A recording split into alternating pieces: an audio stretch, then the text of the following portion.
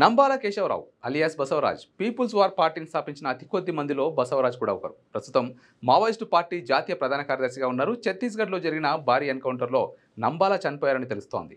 ఇక అగ్రనేతతో పాటు మరో 30 మంది వరకు మావోయిస్టులు హతమయ్యారని సమాచారం.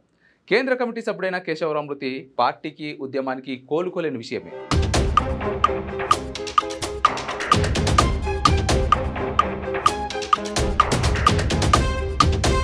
తెలుగు నేల నుంచి అగ్రనేతగా నంబాల కేశవరావు పుట్టింది, పెరిగింది, పోరాడింది మన తెలుగు రాష్ట్రాల్లోనే. 1955లో శ్రీకాకుళం జిల్లా జయ్యన్నపేటలో జననం. వరంగల్ రీజనల్ ఇంజనీరింగ్ కాలేజ్లో బీటెక్ చేశారు.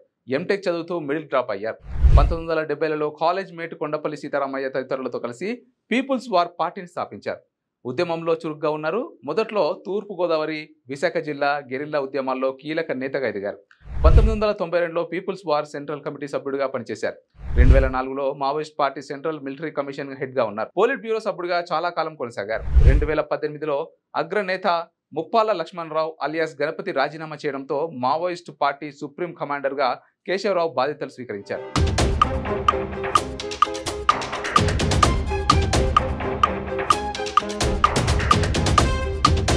ఆర్సీసీలో బీటెక్ చదివిన అనుభవంతో ఐఈడీ బాంబులు తయారు, వినియోగంలో తిరుగులేని నేతగా మారాడు. 1987లో శ్రీలంకకు చెందిన ఎల్టీటీఈ యుద్ధ నిపుణులు నంబాల కేశవరావుకు బస్తర్ అడవుల్లో కీలక శిక్షణ ఇచ్చారు.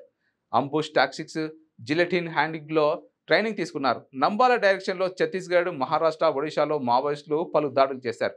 2003లో అలిపిరిలో సీఎం చంద్రబాబును చంపేందుకు కెమోర్ మైన్స్ పేల్చారు నక్సలైట్స్. ఆ అటాక్ నుంచి త్రుటిలో ప్రాణాలతో బయటపడ్డారు. చంద్రబాబు సంచలనం సృష్టించిన ఆ దాడికి సూత్రధారి కేశవరావే. ఆ తర్వాత బల్మెలలో గ్రేహౌండ్స్ దళాలను నదిలో ముంచేసి చంపేసిన ఘటన వెనుక ఉన్నది ఆయనే.